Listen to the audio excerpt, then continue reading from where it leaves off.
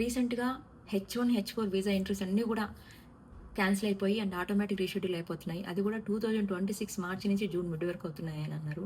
ఇక్కడ ఎవరైతే ట్రావెల్ ఆపేసుకున్నారో వాళ్ళకు సేఫ్ అండి. వాళ్ళ గురించి మనం మాట్లాడుకోవడం పక్కన పెట్టేద్దాము. ఎవరైతే ఇండియాకెళ్ళిపోయి ఉంటారో, అక్కడ స్ట్రక్ అయిపోయి ఉన్నారో, వాళ్ళకి మీరేదైనా పలానా సజెషన్ చేయగలిగితే వాళ్ళకి ప్రతీదీ చాలా ఇంపార్టెంట్ అండి ఈ టైంలో.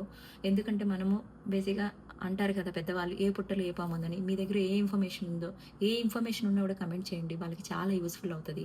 యెస్టర్‌డే 3 ఫ్యామిలీస్‌తో నేను మాట్లాడాను. వాళ్ళ సినారియోస్ చెప్పారు.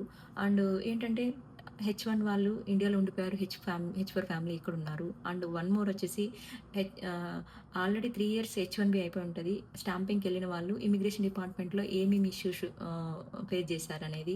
అండ్ H1బీ వాళ్ళు ఇక్కడున్నారు. H4 ఫ్యామిలీ వాళ్ళు ఎళ్ళిపోయారు. సో, వాళ్ళకేం ప్రాబ్లమ్ లేదు. H1బీ వాళ్ళు అక్కడ గనక ఉంటే మీరేదైనా సజెషన్ ఇవ్వగలుగుతుంటే చాలా అది వాళ్ళకి యూజ్ అవుతదండి. మీకు తెలిసిన సజెషన్ ఏదైనా ఉంటే కూడా కమెంట్ చేయండి. ఈ వీడియో చూసే వాళ్ళకి ఆ కమెంట్ చాలా ఇంపార్టెంట్ అనమాట.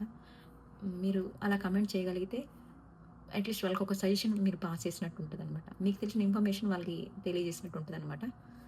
హ్మ్. దీని గురించి అయితే ఒక ఫుల్ వీడియో తీశాను. ఒక్కసారి ఫుల్ వీడియోకెళ్ళిపోండి.